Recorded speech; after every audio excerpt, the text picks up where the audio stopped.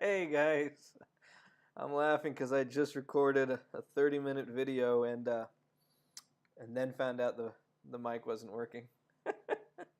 So, anyways, I want to talk to you about how much money you should have prepared before coming to Chiang Mai. So, I'm going to tell you a really good app you should get on your phone called Skyscanner. Skyscanner will let you look at the rates, obviously for plane tickets, right? That's why it's called Sky. And But when you do it, don't click on the date. It'll ask you, destination, departure, city, and date. Don't click on date, click on chart. Or maybe they call it calendar now. I haven't used it for a bit. But that's going to display a calendar and go to daily calendar. And that's going to show you the price, the lowest fare on each of those days. And what you're going to notice usually is that you're going to want to book your ticket about 3 weeks in advance. But look at it and see, and don't feel like you got to get the absolute cheapest price. Okay, it's worth. There's going to be some flights that are, I don't know, 18 hours total. It depends where you're coming from, and there's going to be flights that are 30 hours, including all of the layovers. So don't skimp out and go with the cheapest price. Look at the details. Pay the extra $50 or whatever for the shorter flight if it's a huge difference. And also look at the cities. Maybe there's some cities that you don't feel comfortable doing a layover. I would avoid LAX like the plague. I hate that airport. But so yeah, um, I can't tell you what your plane ticket is going to cost. That's just impossible for me to know for your location and your time frame. But expect it to be $1,000 plus or minus 300, depending upon time and place that you're coming from. Now, if you're coming from a really small city in the U.S., you're going to basically pay for a whole nother flight, probably an expensive small little plane, little charter or whatever it is. For example, I've got family in West Virginia, and when I tell them the flights for me to fly someplace, they're just envious as can be, because that would just be the cost for them to fly to the first destination, not their final destination. So, but if you're coming from Dallas or someplace like that, it's probably going to be somewhere in the $1,000 range. If you're coming from a small city, you've probably got to add another $300 to $500 just to get to the real trip, I guess. And then make sure you have enough money for a plane ticket home. I mean, that should be obvious, but whatever you paid to get here, plus or minus another 300 just in case, is what you're going to need to get home. So yeah, coming to Chiang Mai can be a big investment, and I suggest that you don't just fly straight home. I mean, I've always done it, but I'm a little bit better off financially than some people are, I guess. But if you're a programmer, if you're a game developer, you should be able to set aside enough money to do this stuff. And the other thing is, you don't need this in cash, right? You could have it on your credit card as long as you've got. I keep personally, this is a really good tip. I keep a spare credit card away from all of my other personals and valuables, and that credit card I do not use until for emergencies. And I've never had to do it. But if I need to, there's 2.5 grand. It's a small credit card with just ready to tap into, and that's just in case. Hey, rainy day, I lose my wallet, something gets stolen, or Equifax gets hacked, and then they gotta shut down your bank accounts or whatever because yours was one of them. Who knows? The crazy times we're living in. And by the way, that Equifax thing is crazy because they sat on that information for months. They should be under the bus. They should be getting whatever. They should be getting the book thrown at them. That is absolutely crazy. And they sold shares. If you haven't looked at it, you should go check out the Equifax scam or Equifax hack. They sold shares knowing that their site was hacked, and then sat on the information that their site and information was hacked for months until there was basically a big news event that they could bury the story. Huge scam. But anyway, sorry. I always go on these tangents, but yeah, something can happen. So make sure you have some emergency cash, right? This This isn't because you're traveling to Chiang Mai. This is because you're traveling anywhere or living anywhere. You should have emergency cash. So make sure you got a couple grand. So that's a couple grand for basically the flight here and the flight back.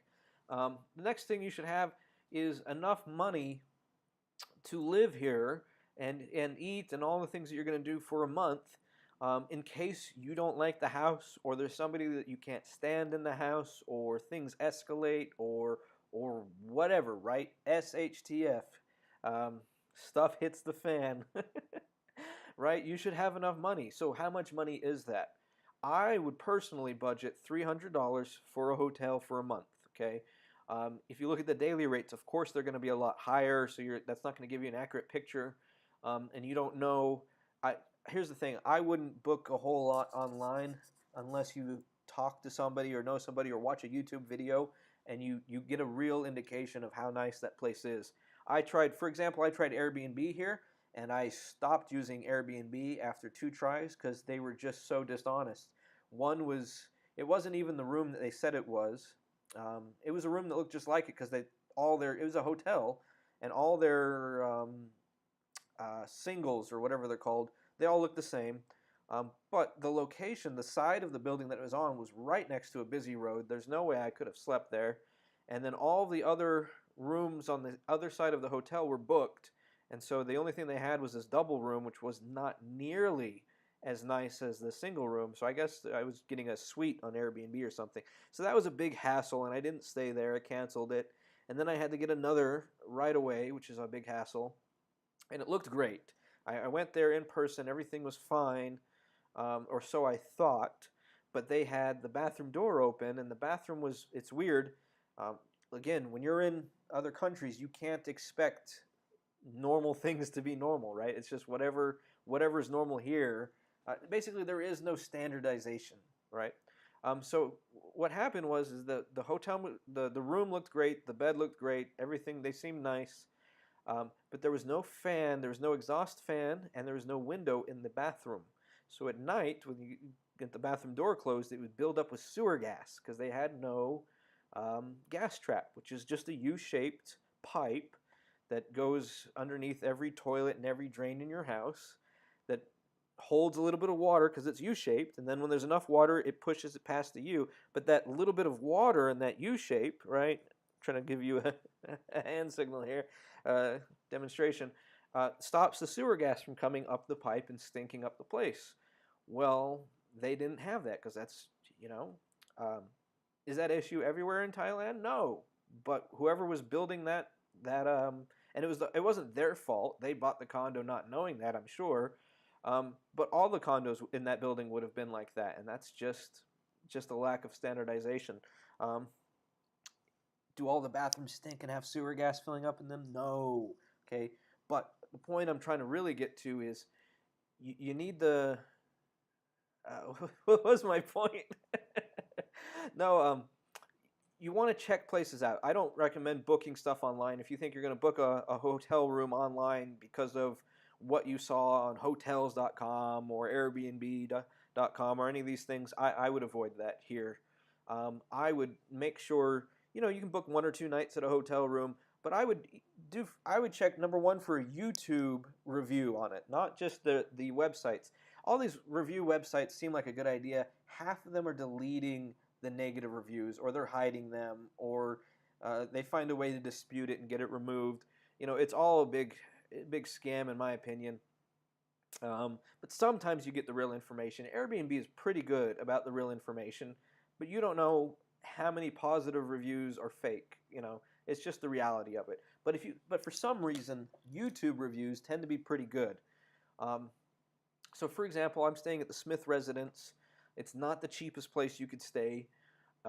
It's got a nice big room though. It's got a pool on the roof, which is nice. It's got a gym on the roof, which is nice. And I pay $330 a month plus some utilities. But if you needed to stay someplace cheaper, budget cheaper, totally doable. If you want a budget bigger, totally doable. You've got the both ends of the spectrum here.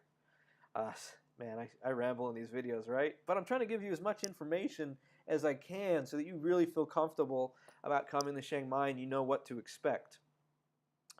By the way, I'm putting up, these are all pictures of Chiang Mai over here.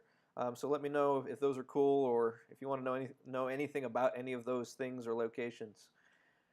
Other thing, random government fees or tickets and stuff like that. You're going to need a visa. Basically, there's two easy visas you can get. You should apply in your own country or wherever you are right now outside of Thailand. You have to do it 2 weeks in advance for a tourist visa. That will be a 60-day tourist visa. And by the way, I'm speaking for Americans. UE, UK, Australia, Canada, this can all be different. Excuse me. But in America, you want to apply 14 days in advance for a tourist visa to Thailand. Okay? There's no reason that you should be rejected unless you're a felon or something, in which case don't come here anyway. And yeah, so you can book that after you get the ticket or at the same time that you get the ticket. If you don't feel comfortable, you can book the 14-day visa, wait till your visa is approved. But I think with the visa, you got to know your entry date, or you at least have to come on or after your entry date. You can't come early, right? So if you tell them, for example, I'm coming September 30th, you can come. Man, I should use a different date instead of 30th. You can come the next day, October 1st, or September 30th, but you cannot come September 29th.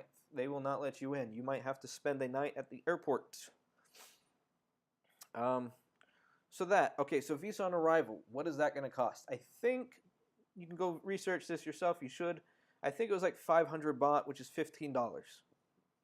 Small, right? A lot of these hidden fees and costs that you're going to pay are going to be small. If you ride a motorbike here and you don't have an international driver's license, by the way, you should get an international motorcycle license and driving license in your own country before coming here. Thailand does honor U.S. international driver's licenses, okay? If you don't have a license, it's 200 baht fine. If they charge you more for that, you just tell them, give me the ticket, then you go to the police station and you pay the real amount, which is 200 baht, which is $6, okay?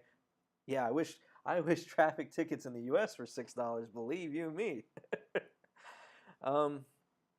Yeah, and so if you stay here a long time, you're going to need a visa extension. I think the total cost for that was 1,500 baht, so that's like $50 almost. And then once your visa and your extension expire, you have to do what's called a visa run. These are common in every country. This isn't just a Thailand thing, by the way. And you can find services here. You can just Google Maps Chiang Mai and then search visa services, and you'll find a ton of places that will help you. And you can call them up. I recommend calling them or emailing them. And they will always have somebody on staff who speaks English, so it's not like you got to learn Thai or you're going to have a hard time. And just tell them the dates that you're coming, and then you want to know about a visa run or visa extension or getting a visa. Just ask them all your questions. They will, I think because they're so strictly government licensed, they are just really helpful, and they will give you all of that information and really explain it to you, and then you can use their services or not use their services. You can do all of this stuff on your own if you want. Sometimes it's worth just paying somebody else to help make sure the process goes smoothly. But it's definitely not necessary. Right? So ask them about it. But eventually you'll have to get a bus to the border, and then you'll have to walk through border control. And you have to get your departure card signed and stamped and all that good stuff. Then you go across the border into, let's say, Cambodia, because that's the cheapest, closest place. And then you go to get a visa in Cambodia at the Cambodian border, which is funny, a visa on arrival there. And then you come back to the Thai border and you get a visa there, or you can, better is to apply for a 60-day visa at the consulate or embassy. And by the way, I know for some of you who are not really familiar with world travel, just because you do not have a embassy or consulate in the city that you are doing your visa run or staying doesn't mean that you can't get those services performed, because a lot of the embassies and consulates will pair up with other countries. So for example, I don't know, if you're from Ireland and there's no UK, EU, whatever consulate or embassy in the city, but there's an American embassy, sometimes the American embassy will pair up with you and help you do your paperwork there. So they'll basically like like subletting a little office in the embassy or something, and basically they'll take care of you. That information is tricky. You got to look that up. Don't take my word for it. But once you know it, and it's fine. You're going to have to do a little bit of research before you come to Chiang Mai, and you should do that just so you feel comfortable. And I'm just explaining basically the basics so that you can go get the real information.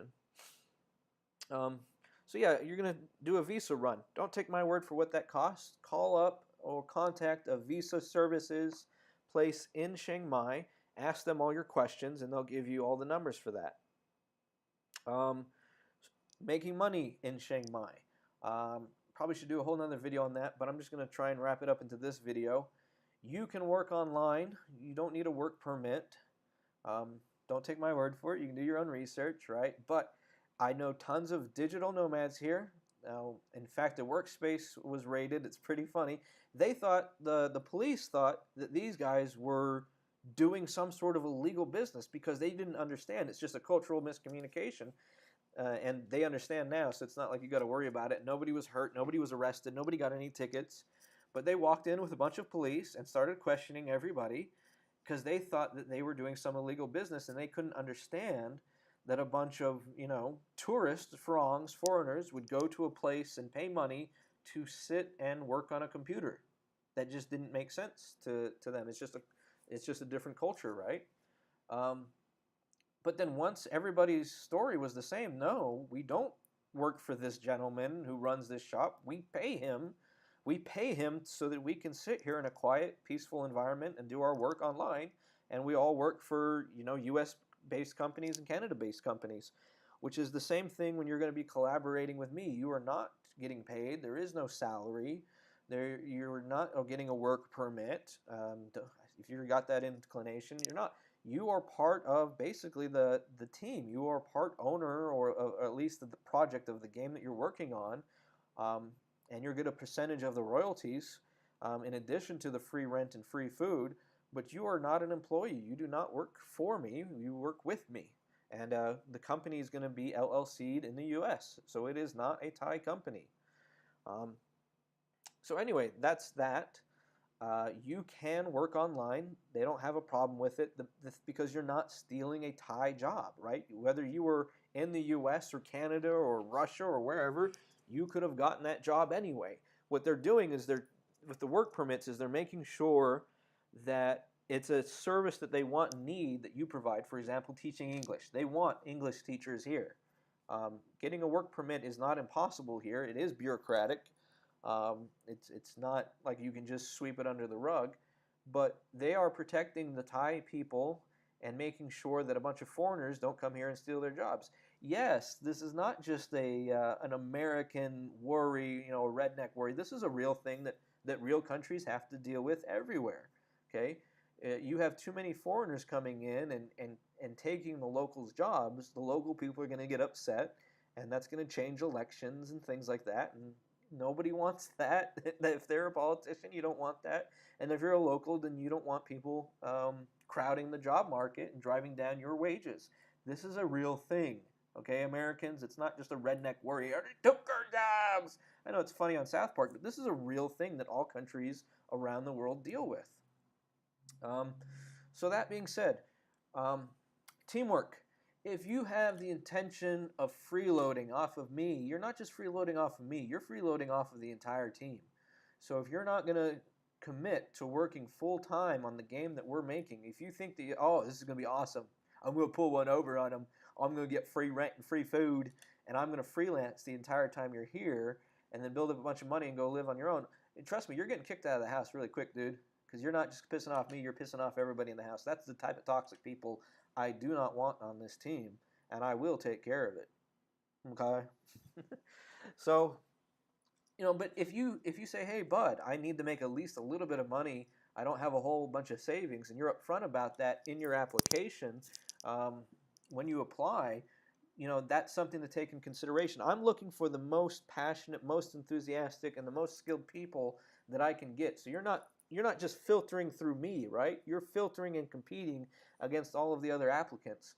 So come here with the intention of working full-time on a game. Now, that said, If you need to freelance part-time to make ends meet, to have money to spend on entertainment and visa runs and stuff like that, I get it. Totally get it. I recommend the following sites. I've used some of these. I haven't used all of them. I don't spend a lot of time. I use these mostly as clients, but I'm thinking about doing one. There's one called iTalki. I don't remember the spelling. It may be iTalki or iTalki. Just Google iTalki, however you think that is spelled, or maybe iTalki.com. And basically, you are getting paid to teach people English, but they're mostly adults, and it's conversational English or business English, whatever industry that you're in. So for example, if someone is a programmer trying to learn English, they especially want to learn English related to programming, so they don't want a certified English teacher, they want someone who works in programming.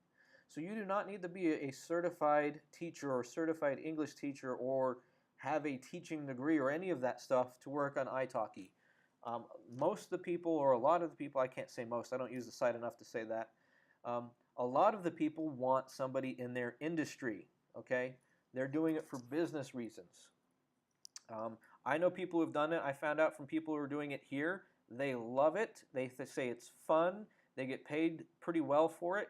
You know, if you make 10 bucks an hour working online in the US, that's not very good because you got to factor in all the time that you're between projects. Freelancing is hard because of all the time you spend looking for jobs instead of doing jobs. But if you make 10 bucks an hour in Chiang Mai working online, you can get by really good here off of that. So consider that.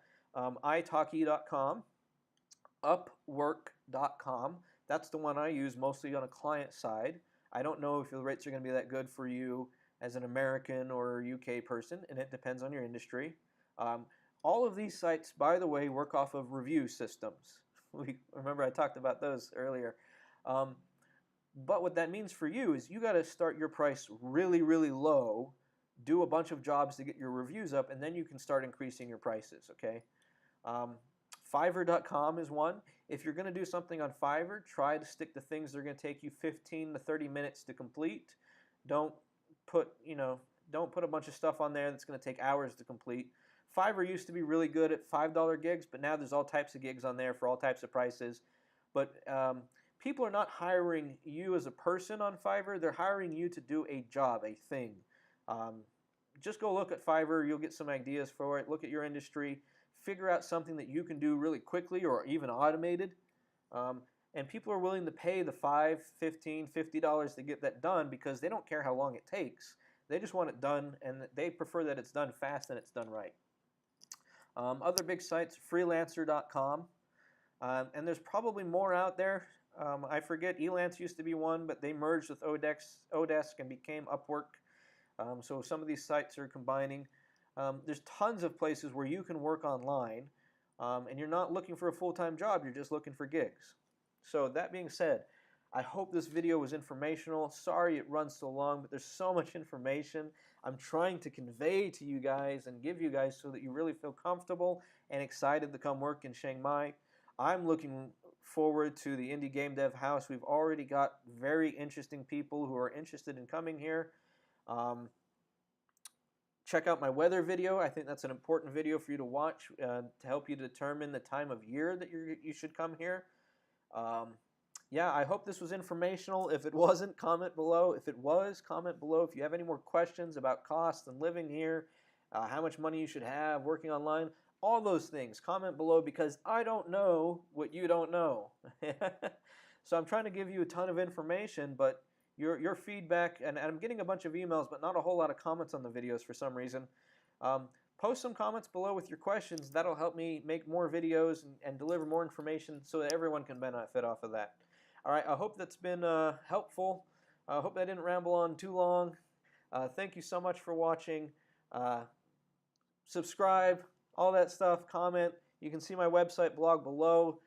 Get to know more about me, get to know more about Chiang Mai. Do your own research, watch other videos from people who live in Chiang Mai, not just visit.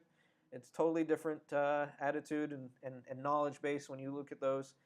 And yeah, decide if, I think this is an awesome idea, and I'm really looking forward to putting together a team to make great games, to live in a house together, and to do it in such a wonderful, affordable country. And even if you don't join my team, and you don't want to work with me for whatever reason, you want to do your own thing, you can send me questions. I'll help you out. And then maybe down the line, we'll collaborate in some other way, man. It's just being a part of a community. So let's do it. All right. Cheers.